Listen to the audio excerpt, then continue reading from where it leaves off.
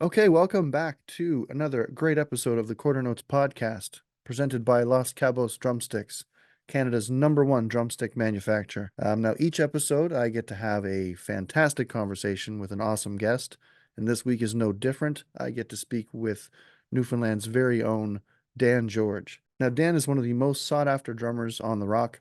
He's currently touring with Nick Earle and the Reckless Hearts, and he also performs with Justin Fancy. Now, I first met Dan back in 2022 at the ECMA Awards in Fredericton, New Brunswick. Newfoundland has such a great amount of talent, and they were very well represented at the ECMAs that year. Now, Dan was the guy behind the drum kit for pretty much all of the Newfoundland showcases. So he was literally running from one stage to the next to be a part of each of the artist showcases that he was performing with. Dan is such a humble and relaxed individual, really easy guy to hang out with. And we pretty much pick up right where we left off from like 2 years ago.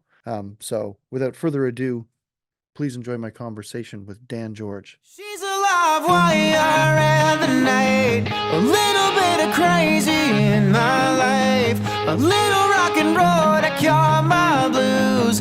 She's the kind of girl I was born to lose.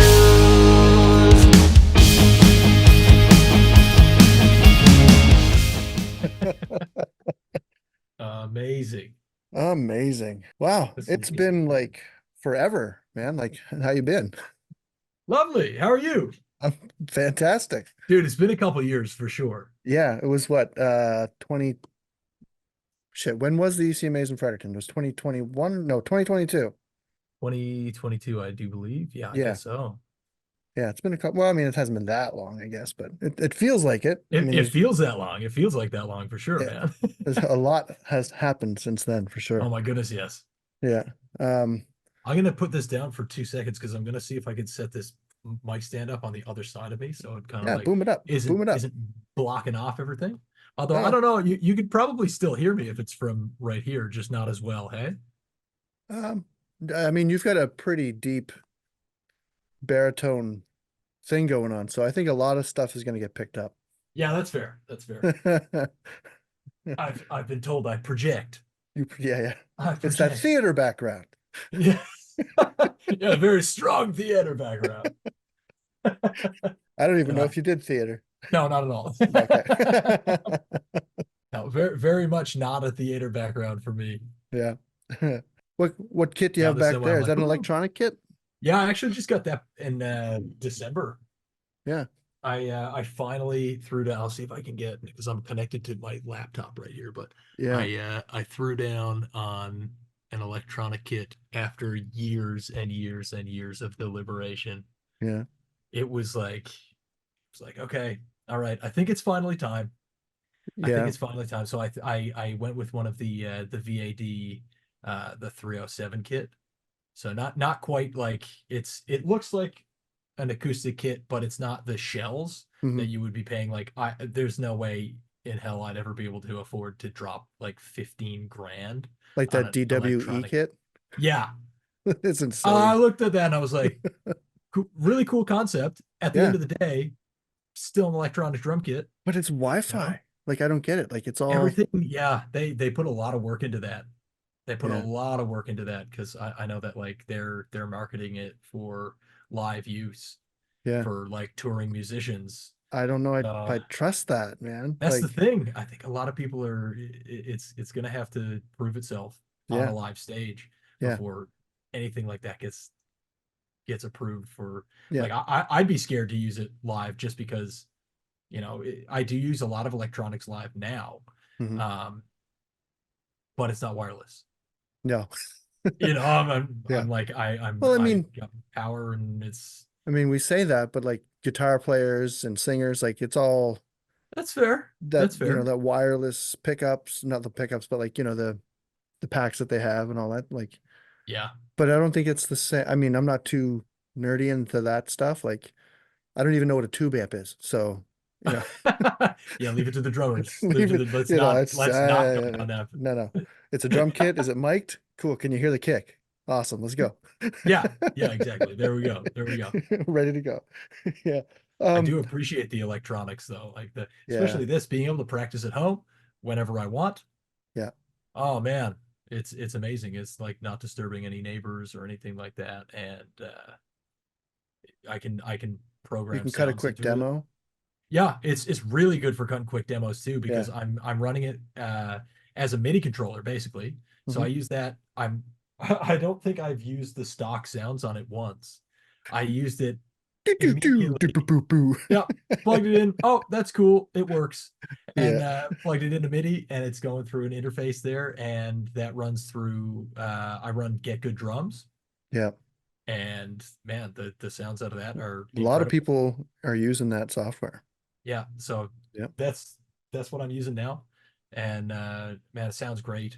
Yeah. A buddy of mine, really, I'm pretty sure he used Get Good Drum. Like he's a drummer, but he's not like a full, like he can play in a like a kind of a cover band kind of thing. Like he's not like Yeah, super, he wouldn't call himself a drummer, but he can play the drums, but yeah, he can yeah. program drums. That's like Like, me and yeah. guitar.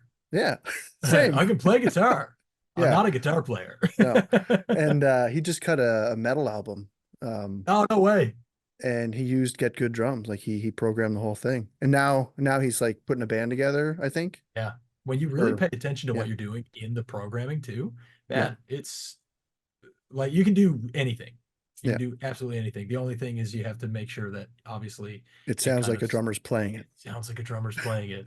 And put all the velocities at 100% Yeah. right across the board. Yeah. Um, so let's talk about you. Let's get to know you a little bit. So you're from Newfoundland? Yeah, born and raised in St. John's, Newfoundland. Okay, and that's where you're based out of. That's where I am right Yeah. now. Yeah, Okay. travel Um, around quite a bit, but so yeah, you've been traveling a lot. not in the past couple years. Well, I Mm. guess a little bit, but not like everybody else has been Yeah. pretty flat out. Yeah. I've been flat out here at my home base, and then going for some flying dates and festivals and stuff. Here and there, yeah. Yeah. So do you come from a big family? No, not really. No. Mom, dad, my sister, and myself. Okay. It's not like I know people who have 35 cousins, and I'm Yeah. like, I have like 4 cousins. Yeah. Yeah. Like I'm one of no, they the kept it small. They kept it yeah. small. I'm one of the former, but it's turning into the latter. Like I found like previous generations, it was just like my mom comes from 16 brothers and sisters, and they That's all wild. and like the first like five or six of them, they all had like 8 or 9 kids. So then you Kept the multiply, tradition alive. yeah, right? So it's just anyway. So and I mean I have cousins that I know that like I'll bump into. I Yeah, won't know their name. I'll know I'm related, but that's about it. yeah, I met them like twice and they're like 20 years older than I am. Like, yeah, that's kind of the normal yeah. Acadian family. I think so, right? Like I have a couple cousins that are 20 years older than me. There's a couple cousins that are only 4 and 5 years older than me, Hmm. and then there's one that just started university this year. Okay. I'm no longer the baby. Oh, I'm sorry about Like that. my Yeah. condolences, right? Yeah. Yeah. So is music something that's always been around in your family? Like, do you have a pedigree of people before you that played music? Yeah, my dad was big into music, toured when he was in his early 20s, and Oh, he toured. yeah, I now it would be hard pressed for me to remember any of the bands that he was out with, but he's What a does he keys play? player. Keys. Okay. Yeah, keys player originally, and still plays, but like not like regularly clubs and Mhm. anything like that. It's kind of just like after he was done with the touring and settled down with a family and office job and stuff Mhm. like that, like kept playing, but wasn't interested in the being on the road at all, which I mean, like I can 100% understand.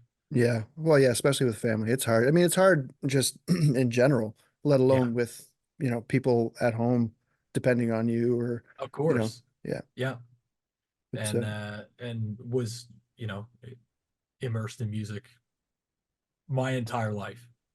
So I'd say yes, I come from a pretty musical background. okay, yeah, because I mean, you're a killer drummer, so clearly you've been playing for at least long enough to, sort of, I won't say master the craft because nobody ever really does, but Yeah, I was you're gonna very say. you're very proficient and very articulate in your playing. Well, Like, thanks, man. um, well, dude, you got to give flowers when they're due.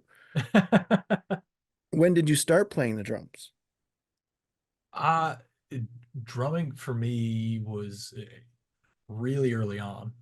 I can remember my mom telling me, like, I grew up in church too, so grew up playing in church as soon as I could remember, and I always was hyper fixated on whatever the drummer was doing Mhm. whenever they were like doing worship songs and stuff like that. Gospel And chops. pretty much.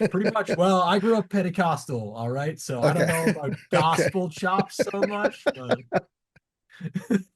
gospel All right. chops for white people, maybe. Right. Yeah, right. Four on the floor. Boom tick tick, man. Mhm. I'm telling you, okay. Yeah. I grew up in Newfoundland, Canada, okay. Yeah. So I was always following along with that stuff and would always be keeping beat on time with everything that was going on there. And that's Mhm. like before I can remember even. And I really wanted to do drum lessons. And I think I might have been like 6 years old. I asked my parents, I want to do drum lessons. Like, please let me do drum lessons. I want to play drums so bad. Mhm. And they made me do 2 years of piano. Not a bad base, but Not a not bad base at all. not the Glad same. they did. Really Yeah. glad they did. As an adult, you appreciate what they did. Yeah. As a Because kid, you're just piano like, this sucks. piano is all to a metronome. So building that sense of time is well, killer. well, theory Yeah. that came along with it, and reading music and sight reading and multiple. Now, ask me to play piano now. No. Not happening, man. Not happening. Very, Yeah. very seldom will I sit down and play. Um, some, it's kind of just like the classic. Oh, I wish I stuck with that. Yeah. But, I made a choice. I was like, oh, drums is, I'm all in on drums. Yeah. And so Most after, drummers are. yeah, 100%. And after 2 years of playing piano and doing piano lessons and keeping up on the practice and everything, kept my end of the bargain. They kept Mhm. theirs. I got in drum lessons. And yeah, now keep in mind, I'm only like 8 years old at this point, I guess. Yeah. So I get in drum lessons, and my drum teacher, I remember the first year I was in drum lessons, wasn't allowed to touch a drum kit. Ooh. Oh man, I hate that.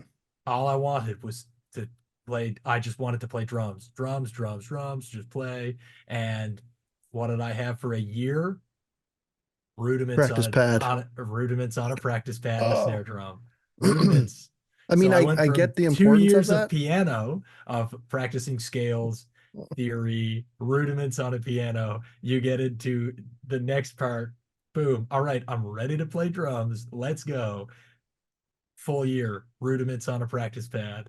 And Mm. again, as an adult, I appreciate that. But as Yeah. a kid, Yeah, it's that tough, man. sucks, man.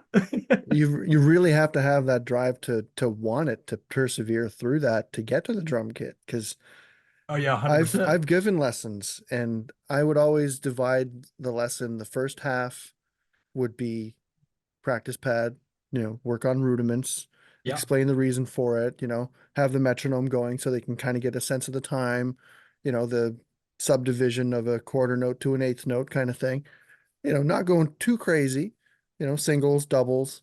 And then the latter half was always, okay, I'm going to go and I'm going to play a beat and then you're going to play it. And then we're going to work through that together. And then by the end of the practice, you'll be doing like a four on the floor kind of thing or what, like, Hmm. so I'd always have it, half and half. And then the last 10 minutes, I'm just like, or 5 to 10 minutes, I just fucking beat the shit out of it. Like, Yeah. just, Yeah. Just go for it. Just go just go for it. for it. Just doesn't have to be a beat, doesn't have to just, come to whatever you want to do. And, Yeah. and they kept coming back for lessons because of that. But I could not imagine a full 30 minutes or yeah, because I would never do an hour long lesson with just rudiments. Like how long were your lessons at that stage? I do believe they were a half hour at Okay, that point. because an hour would just be just An hour of rudiments. Now I'll sit down now and I enjoy it, mhm. right? Like I'll just come down and sometimes I'll even sit behind that kit, no sound on. It's just really nice to be able to practice and go around and just Go warm around the up the kit with them, yeah. muscles and kind of just have that muscle memory Because because it it's was a one thing to long do a time that I didn't paradiddle. play. It's one thing to do a paradiddle on a pad, but then it's another to move it around the kit and kind of get fluid with doing it. Yeah, Yeah, it's great even just sitting down on a practice pad because yeah. I fidget, right? Like I have ADHD as bad as it gets, man. And so having something like this, like I'll be watching TV and I'll just be like, Yeah. right, I'm just going nonstop. If I could bring them to work, I would. Oh But yeah, I would yeah, get kicked out yeah, so 100% fast. fired immediately. Yeah. Yeah. So when did you, so with going from lessons, rudiments for a year to finally getting to play in the drums, how quickly were you like picking up on playing to music, like playing along to songs and taking that into wanting to play with other people? It's funny. I never really thought about playing with other people for a long time. I had really bad stage fright when I was a kid too. I couldn't perform in front of people. I don't know why that is or how that changed or why it changed. I uh, I just had really bad anxiety around performing for people. So I'd play in Hmm. my basement at home, and that was enough for me, right? Hmm. I just loved it, and I wanted to get better and better and better. So even after I stopped doing drum lessons for a while, I was just like obsessed with watching like drumeo videos and stuff like that, and studying other percussionists and what they're doing and how they play, without injuring themselves, and how they play incredibly fast Hmm. and I was obsessed. I was obsessed with the drums, man, and I still kind of am. I still kind of am obsessed with the drums, Yeah. and I just love playing drums. I said that the other night. I was like, oh man, I love playing drums. But like when I Yeah. was a kid, I guess like finding out when I wanted to play with other people, I think, a couple people who were around, like a couple friends who played guitar, played bass, like just different instruments, were like, "Hey, you play drums, right?" And I was like, "Yeah." And they were, "We should start a band. Like, we should jam." I Yeah. think that's kind of where it naturally comes from, anyways. Like Yeah. any of Yeah. us probably remember the time was just like Yeah. Hey, you that play one a friend. guitar? What? You You play an you instrument too? No yeah, way. And we can then do that at the same time. Oh, okay. Oh, that's a band. yeah, Yeah. Okay, we're in a band now. yeah. And then you start playing cover songs terribly. Yeah, of course. Yeah. Of course. I still remember I saw a video of a drum solo that I did in I was in junior high. So like you can imagine, it was bad. It was not good. Yeah. Yeah. My mom has a VHS cassette somewhere. Yeah. High school talent show. Oof, And it was at a man. talent show. It was at a talent show. Yeah. And I was obsessed at that point. Like a massive influence for me was Mike Portnoy in Dream Theater. Ooh. It's like my favorite band. So, like that was the moment, like when I saw their DVD Score, which is the 20th anniversary Dream Theater DVD in live in New York. That is a defining moment for me that I can Oh, remember being all in on music. wow. And that was 2007 for me. So that was I was in junior high and I was obsessed with like music at that point because I had never heard anything like that up to there. Yeah. Well, Up to Dream that point, Theater's I had never heard anything like that, right? yeah, that prog rock is something else. And the technicality and the work that goes into it before it's like again, it's that whole practicing on rudiments and developing those skills in order to Mhm. be able to have the vocabulary behind the kit to play that. Because I come from a totally different school and fuck that. I'll watch it. I'll love it. And I'll never play it. Oh well, my goal in grade 7 for me at that point was I'm gonna play drums in Dream Theater. They're That's gonna call. that's definitely gonna happen for me. That's Yeah. obviously I'm And then when 14. Mike left, I mean, that was your in, right? That was my in. That was my in, of course. Yeah, stupid Mike Mangini. Yeah, like what kind of accolades does he even have? World's fastest drummer, my ass. He's scary. He's scary fast. Yeah, he's scary good too, man. So, well, just what's your opinion on that whole Dream Theater, Mike Portnoy, Mangini thing? Oh man, I'm interested to see what their new album is going to be like. Uh-huh. It's interesting to me though that that after so long of him being out of the picture, that all of a sudden he would be back in. But I mean, I watched an interview he did, and he said like time heals all wounds, Mhm. and I'm really excited to hear what their album sounds like. Yeah. So you don't put any stock into that whole conspiracy thing of him leaving. It was all planned for him to leave and then come back, like from the get. No, I don't think so. No, I don't think so No. either.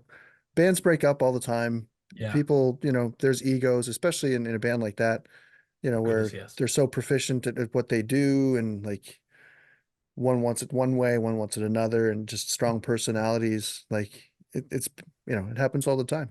And it wasn't to be honest, it wasn't really until this year when when they announced that he was coming back that I kind of listened to some of the Dream Theater albums that Mike Mangini had performed on Mhm. and recorded on.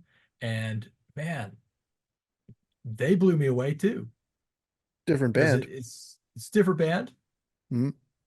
still the same kind of sound, Yeah. because there is obviously Yeah. massive influence from writing from John Petrucci and Jordan Rudess and Mhm. John Mayong and James LaBrie.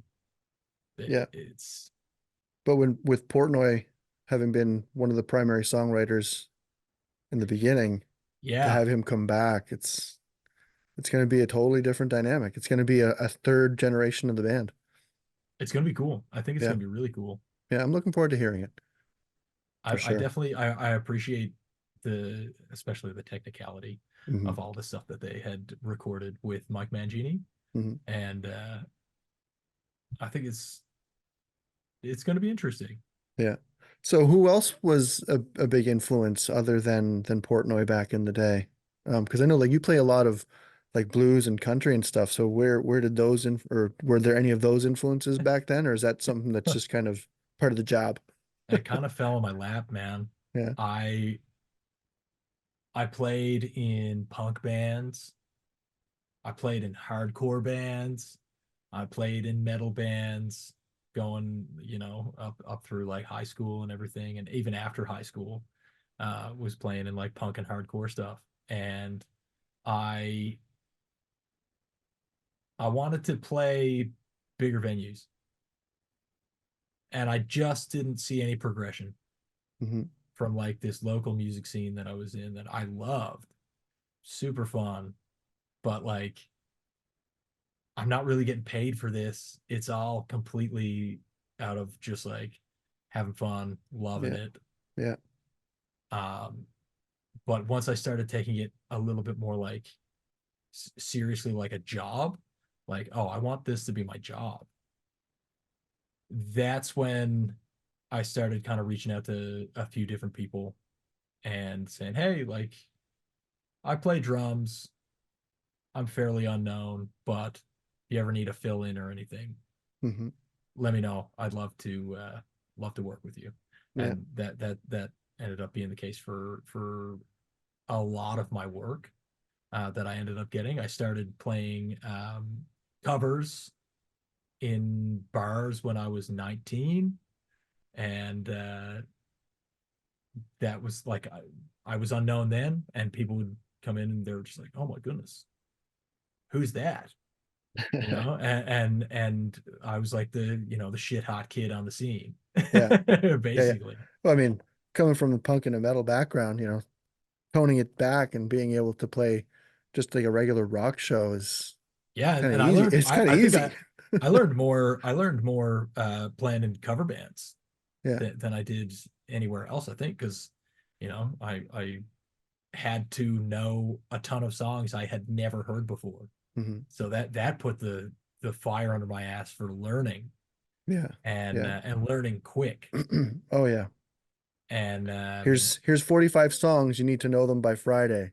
yep, You know, yeah, good luck. and like it's like, hey, if you at the time it's just like, hey, if you know these songs and you come sit in with us, like $150. Yeah. I was like, $150 to play drums on a Friday night? Yeah. Hell yeah, count me in. Can I do it on Saturday too? Yeah. Well, we at that Right? point we'd book up full weekends, and Yeah. I'd fill in with whoever. I was just like, I will play drums with everybody. I will play Yeah. drums with anybody. But at the time too, you're a kid, so you're just like, man, why am I not getting all the calls? Yeah. Why am I not the one getting all the calls? Yeah. Kid, because you don't know anybody and you Yeah. don't know shit about what you're doing yet. Yeah. That's paying your dues. That's it, man. That's Yeah. it. Um, so being in St. John's, I've been to St. John's and it's not a fairly big city. I mean, I know that what's the name of that street where all the clubs are on? Oh, George Um, Street. George Street. So would you just be kind of like hopping from one place to the next each night along George Street? Like how, because Yeah, I still we play pretty regularly when we're home as well. Down at a bar called Green Sleeves, and we've been playing there for as long as they've been letting us. yeah. Just doing covers with just a few buddies, Hmm. and one of which being Nick Earle, who I play with as well. And so like we make the bulk of our income in the off season playing covers because the money's there. Yeah. And if there's no touring happening, then we're home and we're Yeah. playing covers. And if the Still money's playing. there, the money's there. Yep. Still And you're still playing. still keeping that just that momentum of playing together. Yep. Yeah. Yeah. And Yeah. we play a lot, which is great. I mean, we're fortunate to do that. Mhm. Because yeah, like how many Even clubs are on George Street? oh geez, A good dozen, right? it's known as like the most bar per Yeah. square footage Yeah. in all of North America or something Yeah. like It's something ridiculous like that. yeah, it's like it's a whole street. Every Yeah. building is a different bar. Yeah, and And it's each floor of the buildings sometimes are different bars as well. mhm, So there's a few buildings that are down there that are multi-level, and there are bars on each level of those. yeah, with different acts playing at the Yeah, same time. different acts, different DJs, and there's Yeah. also they have the George Street Festival that happens every year, and they bring in bands. It's a week-long festival.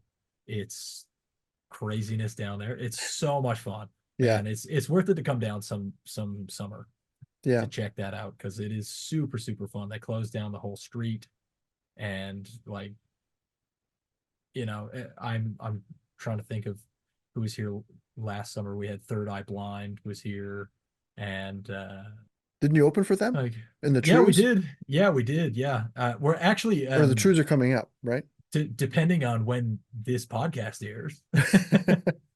Probably mid-April. Yeah. Okay, cool. Well, a How couple was the weeks show? ago, yeah, the show was so good. As of right now, Yeah. we're Yeah. recording this, It's in what, the in on the 29th, isn't it? Like on in the 29th or 30th. We're yeah. we're going to Halifax now. A week from today, we're flying up, so we're up and around for a little bit, and yeah, that show is.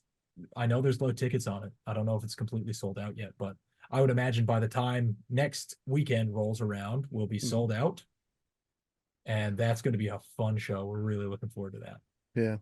So you've been playing with Nick Earle for a while. I was listening to the two albums, Yeah, and it's like a yin and yang thing because the first album is super blues heavy, super super blues rockin', heavy.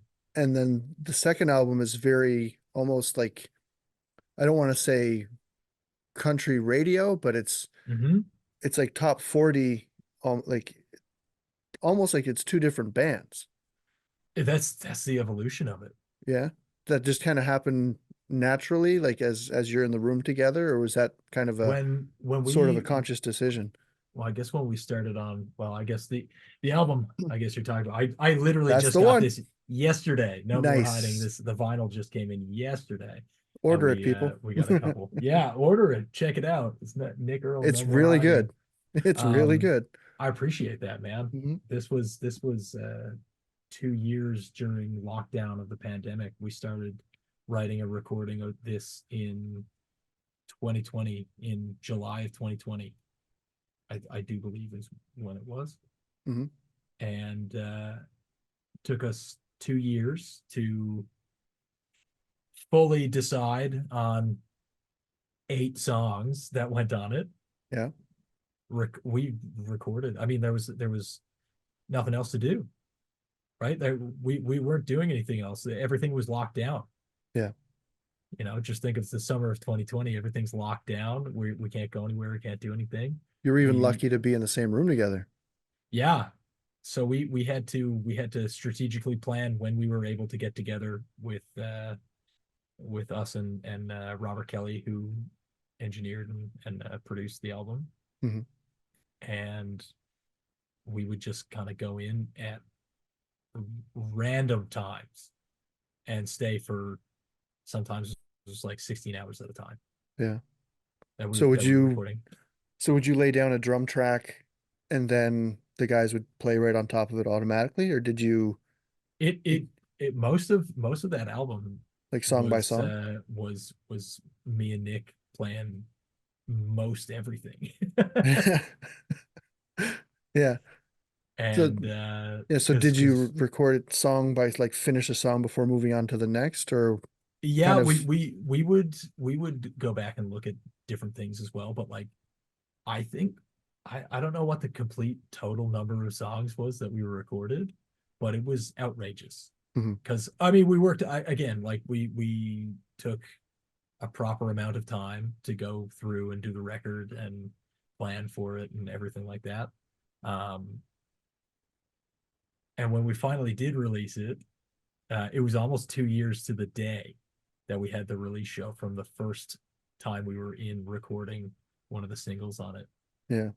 And we released it, and it was like emotional. Yeah, absolutely. It's gone, And you go through a lot. yeah, it was like a fitting kind of close to that, but it was like we were trying to just open the next chapter then. Yeah. And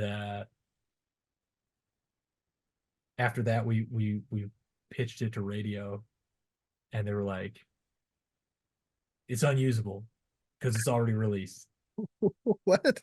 Yeah, yeah. So basically, they want when you have your songs like pitching it to radio, they Uh-huh. they want the unreleased stuff so that they can have a full control over it, I guess. Like, I mean, who gets to decide what the cycle of an album is, That's I have no idea. I have no right? idea. I It's mean, an interesting world that I still have absolutely no clue about. yeah, I feel like I'm just like I've only just scratched the surface of that whole side of the industry. yeah. Um, so I know you've worked with a lot of different artists. When we met at the ECMAs, you were there supporting Nick, but you were also playing. You played with Quote the Raven, did Hmm. a little bit with them, Yeah. and I'm drawing a blank on the other artists that you were playing. But you were I was like very busy that so busy. weekend. That weekend I was definitely kept on my toes. I was playing with, if I remember correctly, it was Nick and Quote the Raven, Rosemary Lawton, who is a artist from here. She's a fiddle player, like powerhouse of a fiddle player too. Yeah. Um, Rachel Cousins, who's a pop artist. I'm trying to think now. That weekend too, Claire Follett, who is the bass player in Nick Earle and the Reckless Hearts. Hmm. Also an absolute powerhouse of a vocal, Yeah. and like producer and engineer. Yeah. She's the kind of whole package, and she just holds us down and keeps us level headed because she's cooler than all of us, and that's just kind of how it is. Yeah. I'm gonna edit that part out. Don't worry about Now you can edit that. You can edit that into the beginning of the it. Okay. video. That's the soundbite. Okay. Yeah, yeah, yeah. She's cooler than all of us, and she knows it. But yeah, I remember because you were going literally from like we were having a conversation and then you're looking at your watch like, oh shit, and then like gotta run literally in Yeah. order to get to the other venue. And then the next time I saw you, you were literally doing the same thing, going from one bar to the other to make it in time for each act. Like Yeah, I yeah. think And the only other person, I guess that weekend too, I was playing with Mallory Johnson. And I was playing with Justin Fancy as well. yeah, it's insane. Yeah, I think the only other person that was maybe as busy as you were, but for different reasons, would have been Ryan Barry. Oh yeah, Ryan was He freaking was running everywhere. around crazy. It was nuts.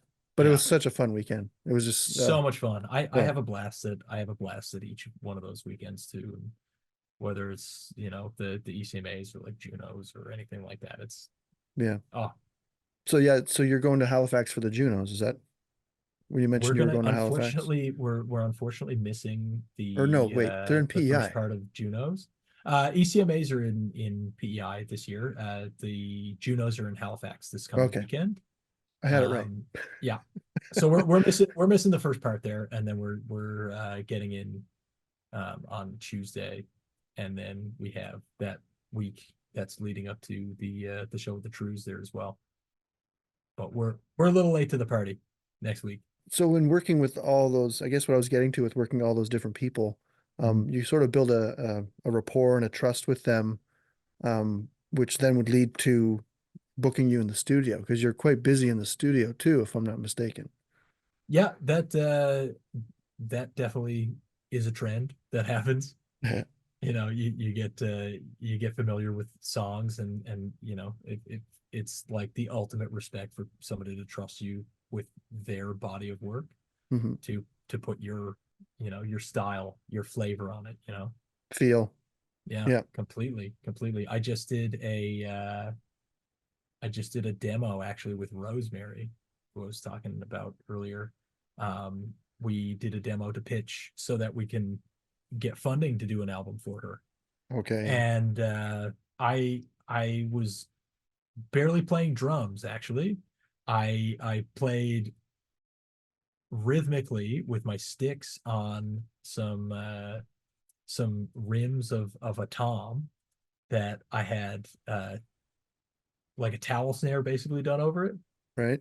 and it just kind of muted that clickiness. Hmm. And I was doing a rhythm over that, and then after that I was putting down a clap track, but the claps were all over the place. And I just said, like through the talk back into the studio, I was like, "You're gonna think I'm crazy, but can you put a dotted eighth delay on my clapping right now?" and and they're like, Uh, "Okay." And that is basically the driving factor of that entire song now. yeah. Yeah. It's like, it, you know, who'd have That's thought? Who'd have thought? No, but that comes with experience and knowing your craft and knowing what you're doing. So it's funny. Sometimes you don't even record drums. You know, sometimes it's nothing to do with that at all. I've recorded a shoe, man. I did some Foley for an album that we did, I think 2018 Hmm. when that came out. And it's to mimic somebody walking down like floorboards, and Yeah. it's my boot on top of a Marshall amp. Yeah. Well, it's like You never know, what is right? it? Queens of the Stone Age. They have some behind the scenes videos. I think it's when they did Lullabies to Paralyze. There's a Hmm. guy on a table with a head of lettuce, and he's just chopping lettuce. Right. Like you get it's whatever to get the sound, right? Exactly, whatever it is to get the sound, whatever it is. Yeah, and those little things are what add so much ambiance and feel to and mood to an album that often get overlooked, you know. 100%. So And much it's is probably just the covered hardest up. part. Yeah, definitely, definitely. Yeah.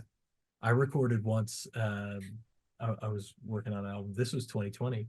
I mic'd up a couple different microphones, and I lit birch bark on fire, and to get the crackle, Yeah. it goes up, and you can hear it go when the The crackling of it. crackling sound. That's Yeah, awesome.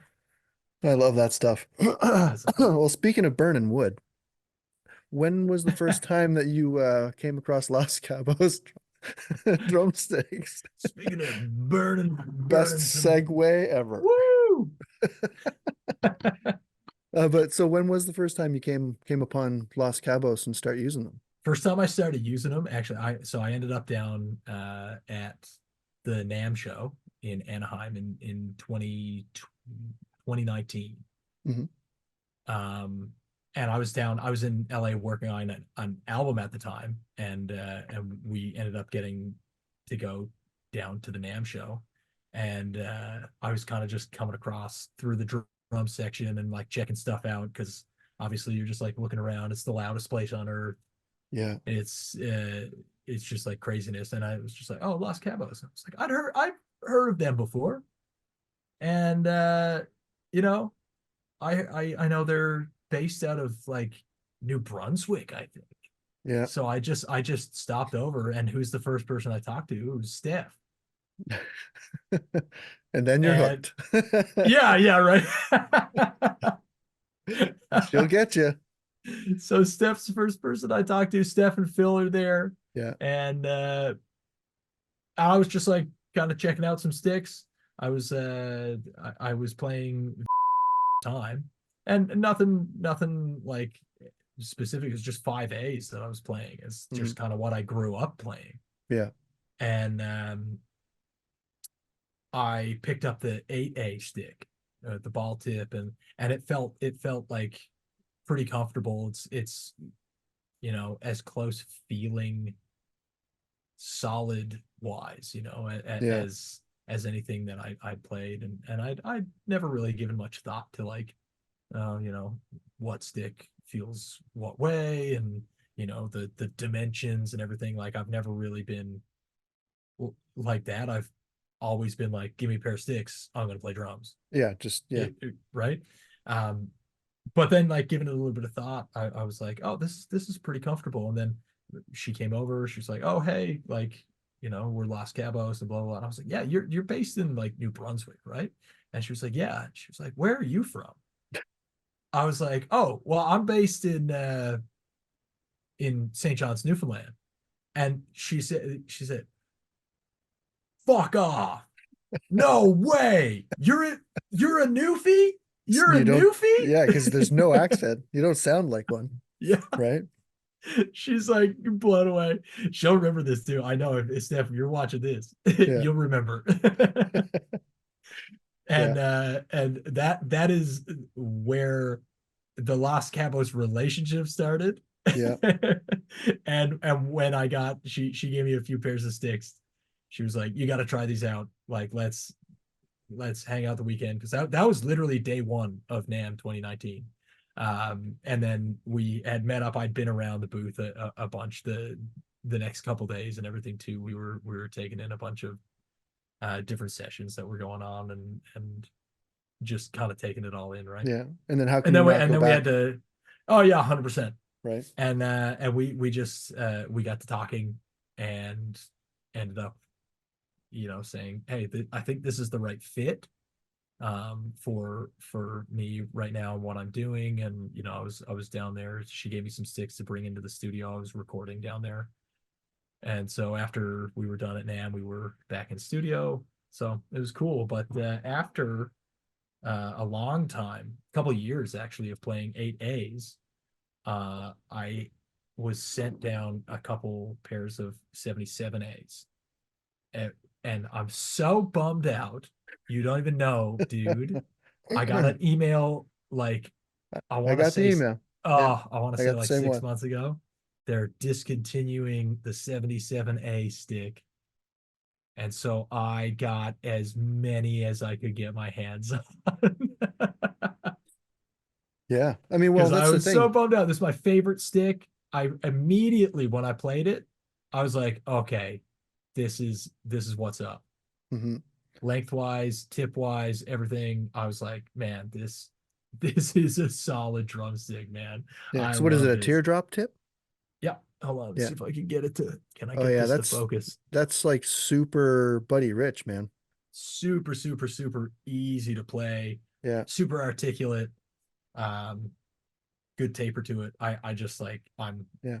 Which I'm is a funny nerd because about this stick. when you were saying earlier, and it's true because it's just give me a pair of sticks and I'll play. 100%. But then when you actually zone in on the minutia of it and you find that stick, it becomes a part, it's an extension of your arm, right? So it Yeah, becomes a 100%. part of you and your style and your sound and everything.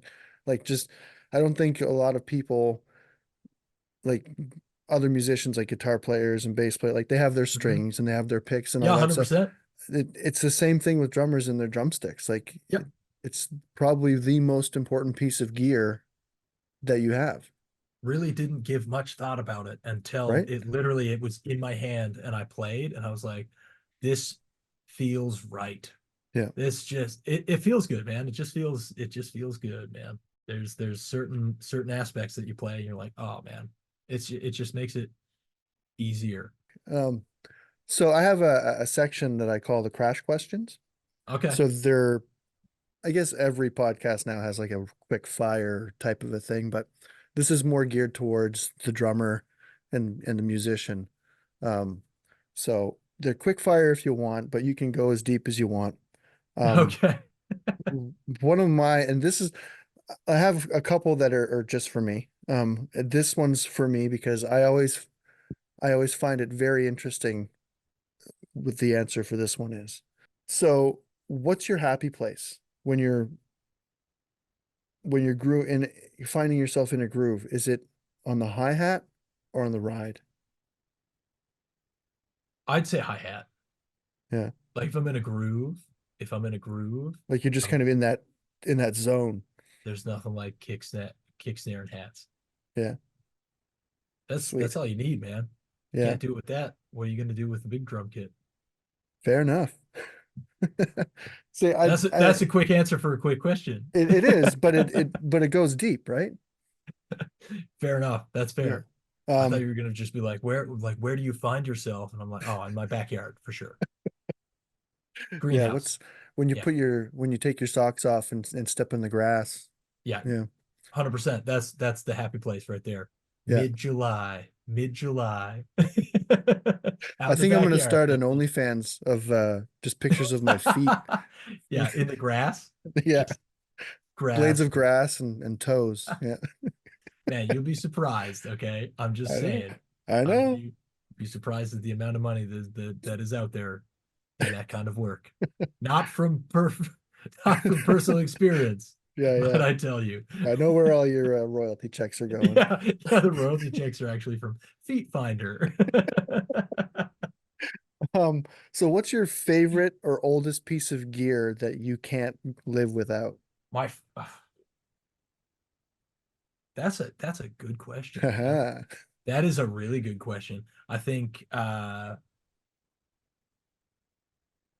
maybe not my oldest piece of gear, but like my go-to, my favorite snare drum that I have is like it's a I think it's a 1994 Ludwig Superphonic, and I got it used at Guitar Center when I was in the States, and man, I use that on pretty much every recording, Hmm. and it's my main snare on most of my shows, unless I can't fly it with me anywhere.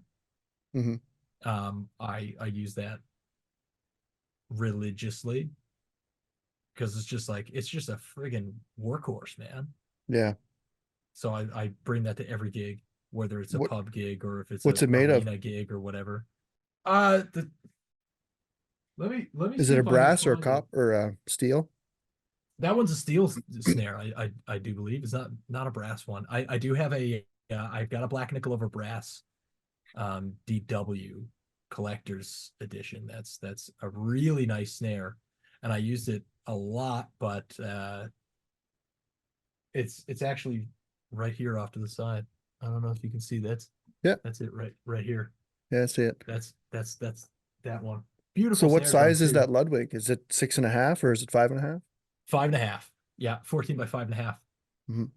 And it sounds good high, it sounds good low, sounds good medium, sounds good if you put a towel on it. It just Yeah. sounds good.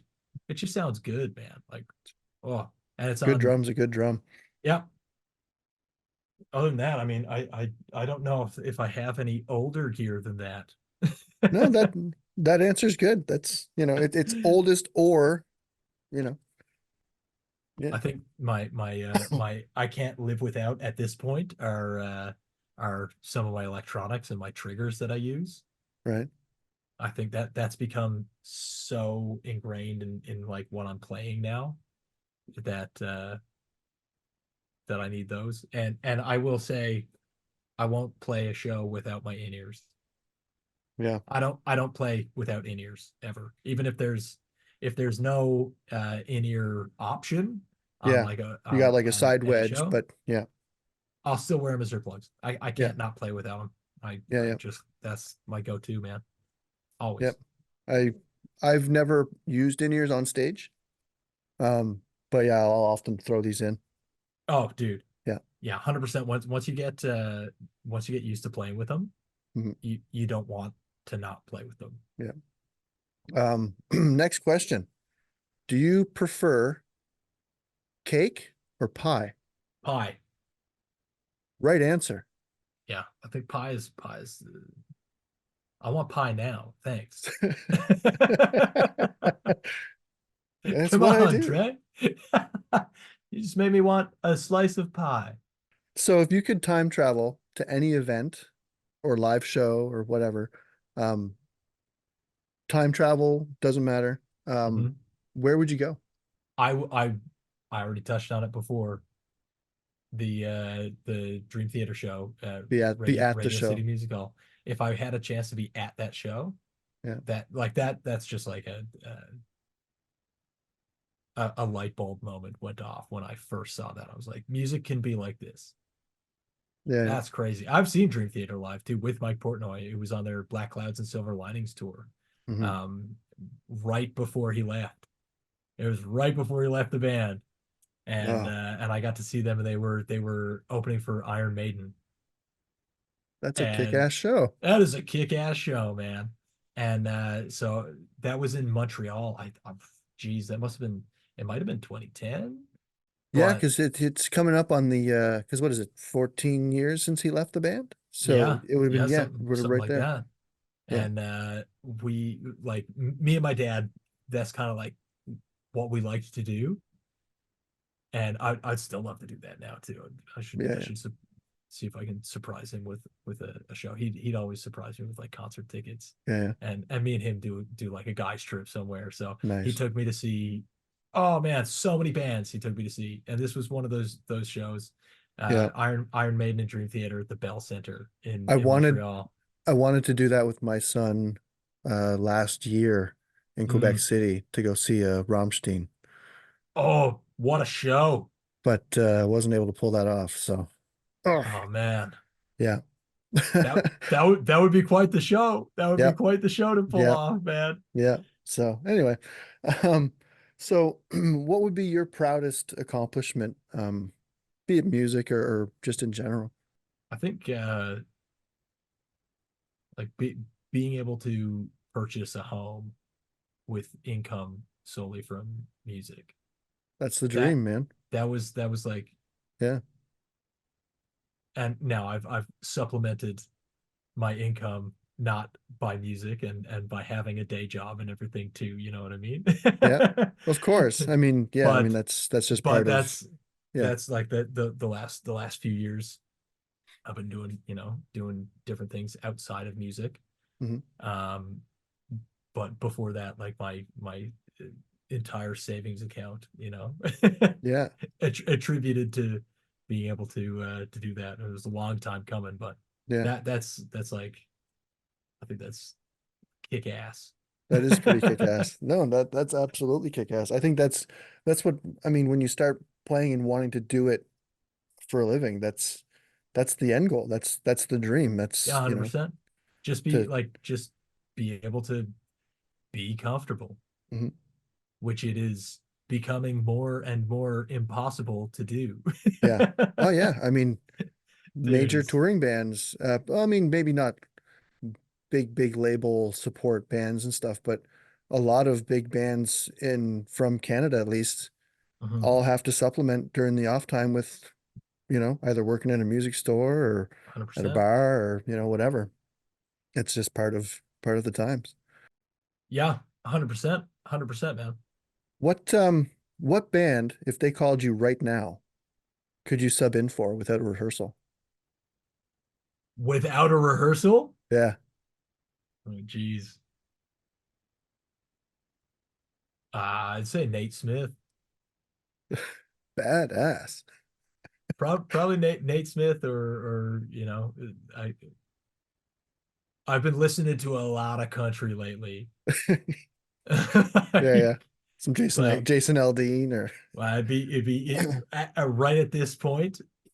It would be if Nate Smith called and said, "I need you on a show tomorrow," I'd be able to do it.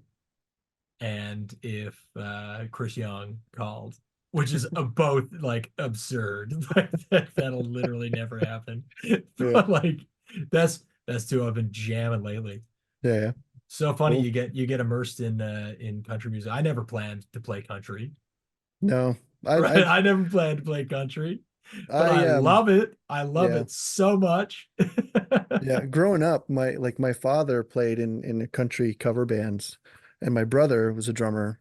He's 9 years older than I am, so Mm, he was playing drums before me, and he was a mechanic during the day, or like, that was his job, and so he would get me pretty much to drum tech for him. Like I would go and set up the drum kit at, like, yeah, the Lions Club or the Knights of Columbus or whatever, set up the classic. kit, and then they'd sound check, and I'd be in the back there playing Chattahoochee, or whatever the song was at the Yeah, time. 100%, man.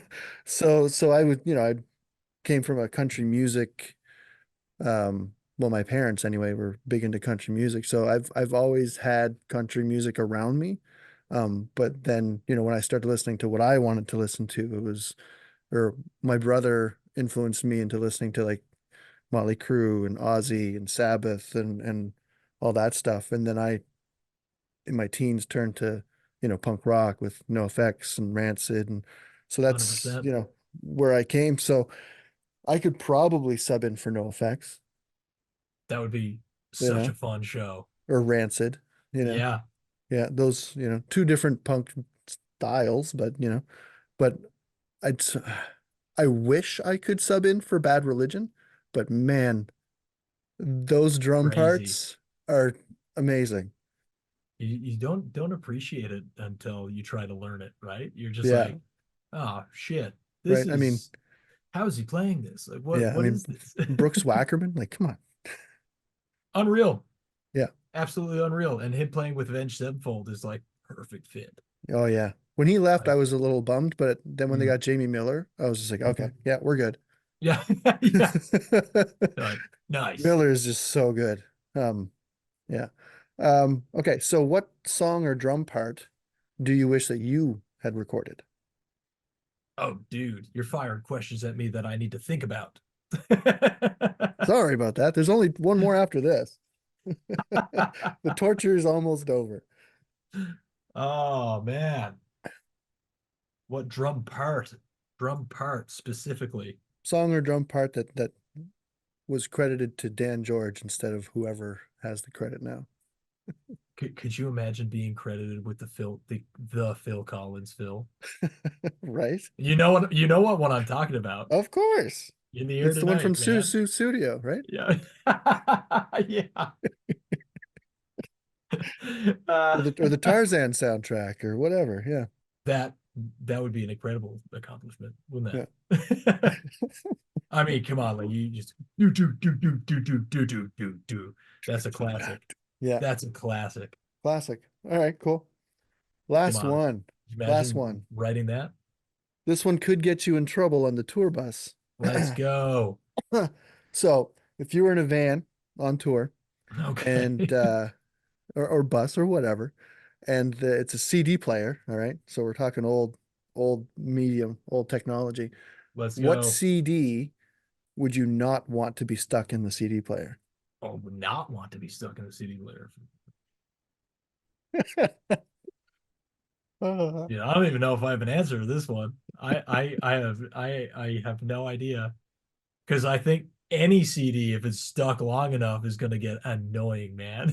yeah, but off It the doesn't hop, matter if you love it or if you hate it. eventually you're gonna hate it. Yeah. Well, I mean, like if you want to go with one that it's just like nobody wants to listen to anyways, is probably Chinese Democracy by Guns N' Roses. That's good. That's good. That's a terrible record. Definitely don't want that one stuck. No, no. Who who even played drums on that? Was it Josh Freese? Because he played on everything. I don't know. I wouldn't even be able to tell you, man. Because I don't know if because Wouldn't even be able to tell you. I know the drummer they have now. I actually ran into him in Moncton. Frank Oh, no Farrell. way. Yeah, yeah. He was just walking like because when they played in Moncton last summer, Yeah. and I was just in Moncton with the family going to a comic book shop, and I look over and I see him walking on the sidewalk, and I'm like, "Holy shit, that's Frank Farrell!" And my wife is like, "Who?" Yeah. I said, "It's the good Classic. drummer for Guns N' Classic. Roses." So anyway, I took my dog for a walk and bumped into him on the sidewalk and had No a good way. chat with That's him. so cool, Yeah, man. yeah. Super, super cool dude. Like major chill. Like, yeah, yeah. I love He that. was surprised that anybody even recognized or knew who he was.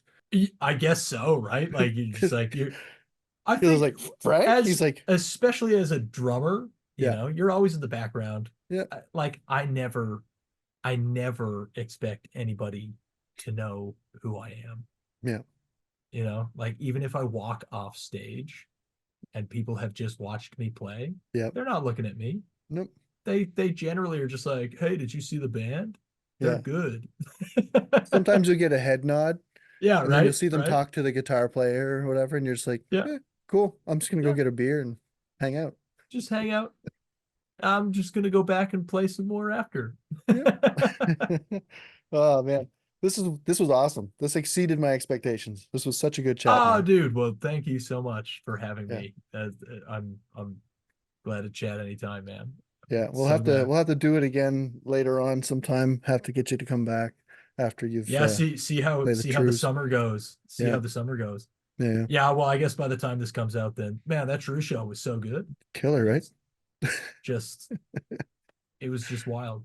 And Awesome. when that one thing happened, right? Can you believe it? Couldn't believe it. Seriously though, this was really cool. Thanks so much for doing it. Oh man, thanks for having me on. Thank you so much for watching this week's episode of Quarter Notes Podcast, presented by Los Cabos Drumsticks. We'll be back with another great episode in the weeks to come. For now, I'll have all the links to everything Los Cabos, as well as all things Dan George. So until the next one, thanks so much for watching and take care of yourselves and each other. Bye for now. She's the kind of girl I was born to lose.